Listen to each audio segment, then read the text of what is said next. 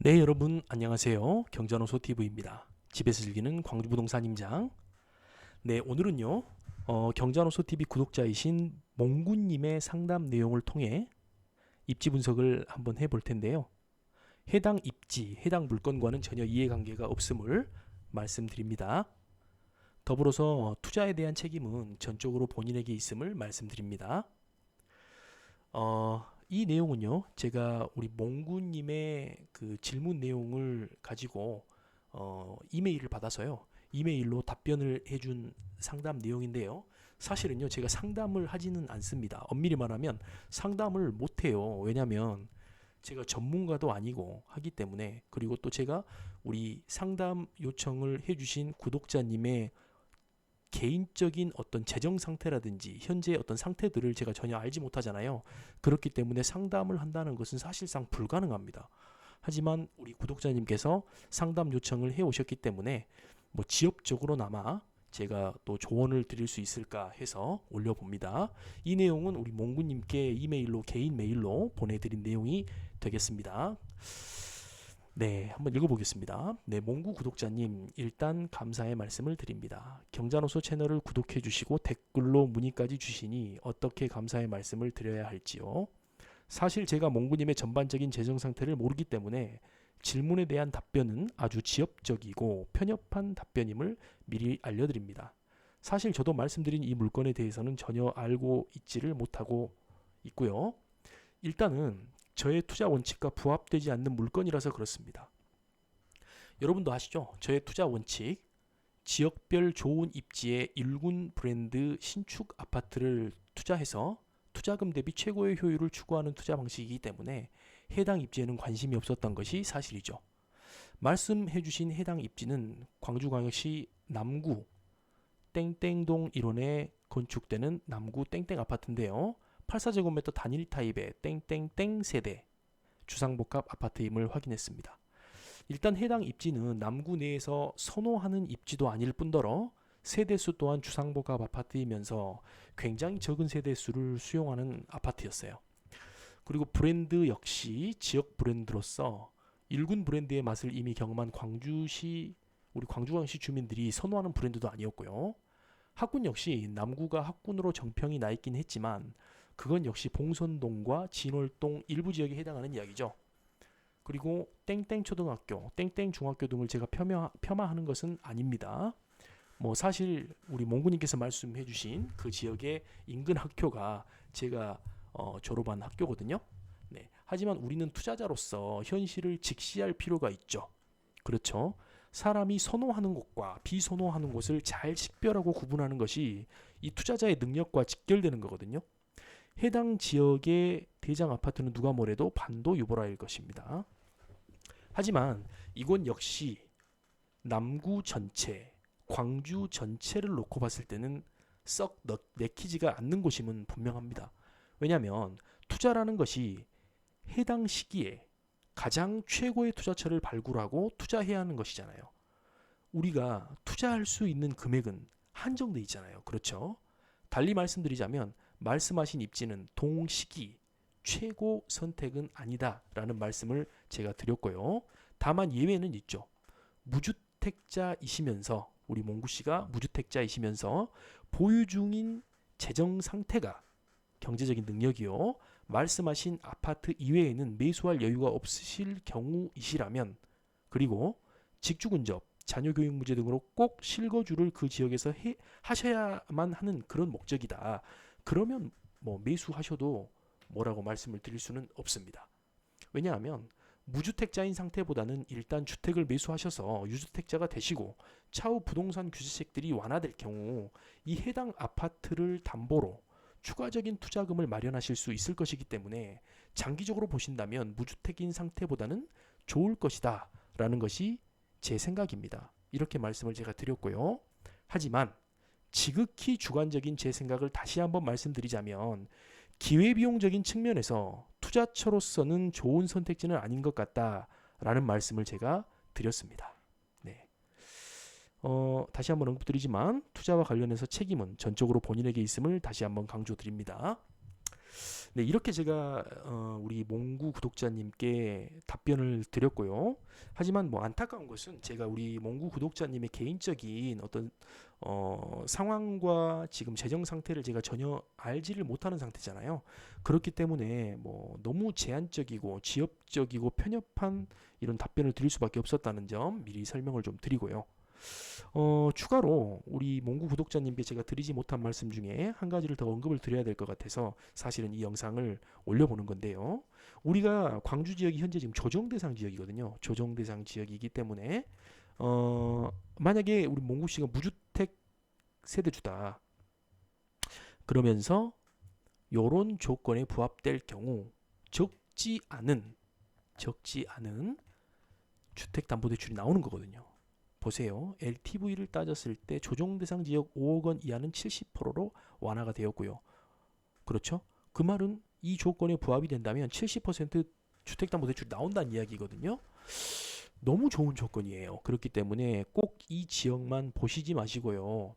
정말 내가 살고 싶은 곳이 어딘지를 따져보시고 어느 정도 동잣돈이 마련이 돼 있다면 이 선택지 이외에도 좋은 선택지들이 많기 때문에 좀 더 발품을 팔아보시라 라는 말씀을 좀 드리고 싶습니다. 너무 적은 세대수 그리고 브랜드도 좋지 않고 또 입지 마찬가지 선호하는 입지가 아닌 지역에 굳이 들어갈 필요가 있겠느냐라는 것이 저의 생각이었음을 다시 한번 말씀을 드리고요.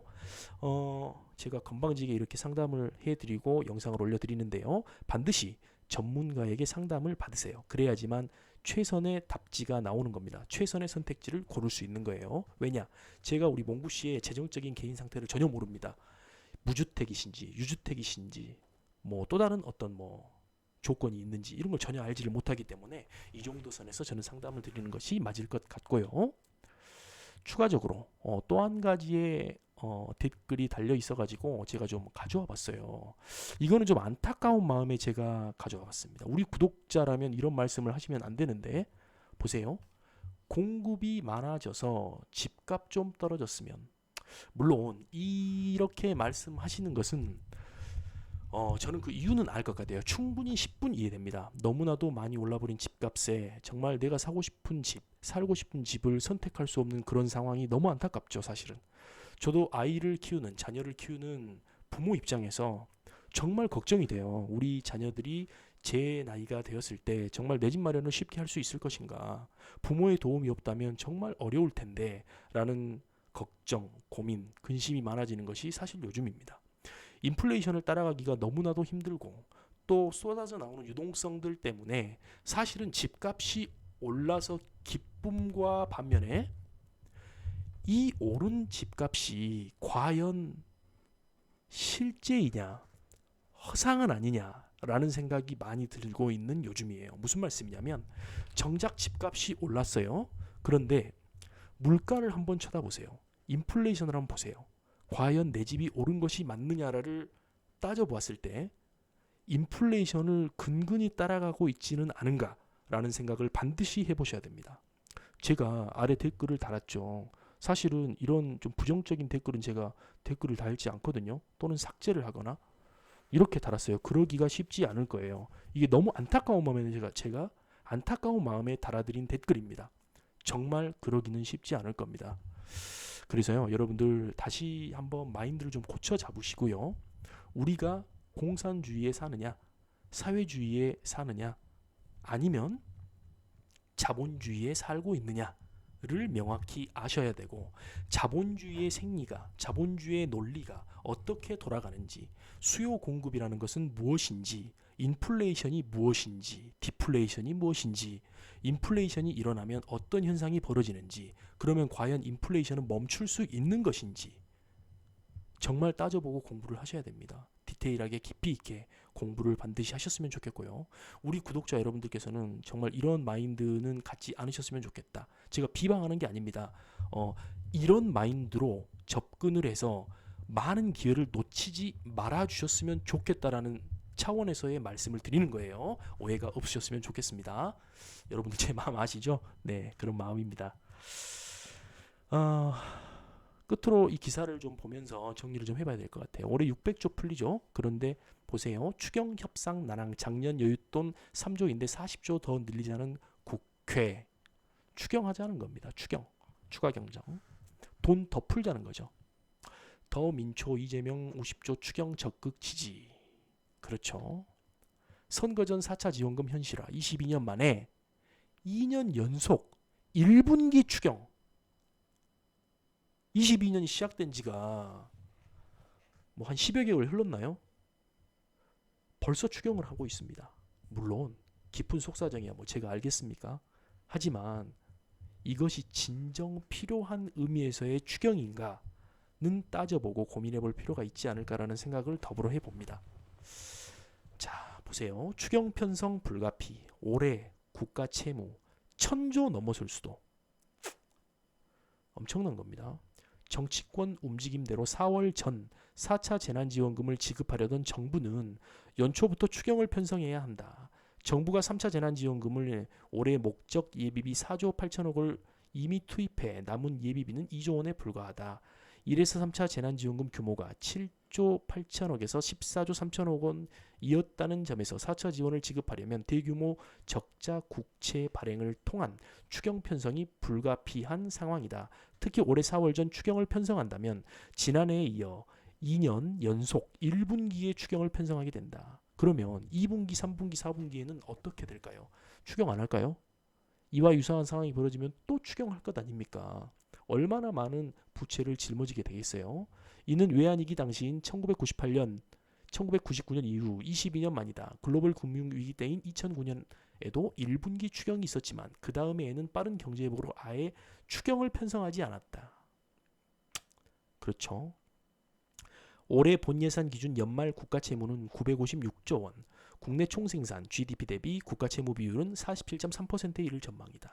만약 4차 재난지원금 지급을 위해 적자 국채가 10조 원 발행되면 국가채무는 966조 원으로 늘어나고 국가채무 비율은 47.8%로 오른다. 적자 국채 규모가 20조 원이라면 국가채무는 976조 원, 국가채무 비율은 48.3%에 달하게 된다. 여기에 코로나19 방역과 경제 상황에 따라 2, 4분기에 2, 3차 추경이 편성된다면 올해 안에 국가채무가 1000조 원을 돌파할 가능성도 배제할 수 없다. 여당 입장에선 대규모로 국채를 발행해 4차 재난지원금을 지급하고 싶을 것이라며 1분기부터 추경을 편성하면 재정당국 입장에서는 재정관리 부담감이 계속 커질 수밖에 없다. 사실은 국가의 어려움이 우리의 어려움이기도 하죠. 여러분들 이런 것들 잘 살펴보셔야 되고요. 우리는 이것을 비난하고자 드리는 말씀이 아닌 것 아시죠? 우리는 어떻게 대응해야 될 것인가? 인플레이션은 계속 될 수밖에 없겠죠. 왜? 돈이 일단 풀리잖아요. 돈의 가치가 하락을 하고 있는데 자산 가치가 그대로 있을까? 쉽게 설명을 해보겠습니다. 돈이 많아지면 돈의 가치가 떨어지는 거죠. 역으로 말하면 짜장면 가격 올라간다는 이야기고요. 자동차 가격 올라간다는 이야기고요. 우리가 마트 장을 볼 때 장바구니 비용이 올라간다는 이야기입니다. 이에 마찬가지로 우리가 보유하고 있는 자산 역시 자산가는 뛸 수밖에 없다라는 말씀을 드리고 싶은 거고요. 그렇기 때문에 여러분들은 더 이상 속지 마시고 또 더 이상 안 된다라는 생각에서 좀 벗어나셔서 어떻게 이 상황을 돌파해 볼까를 고민하시는 우리 구독자 여러분들이 되셨으면 좋겠다라는 말씀을 드리고 싶습니다. 네, 오늘도 긴 영상 함께 해주셔서 감사드리고요. 뭐 구독자 여러분들께서도 혹시 소개하고 싶은 아파트나 단독주택, 부동산을 보유하고 계신다면 이메일로 문의를 주시기 바랍니다. 오늘의 영상이 좋으셨다면요, 댓글로 많은 피드백 부탁드리고요. 구독, 좋아요, 알림 설정 부탁드립니다. 감사합니다.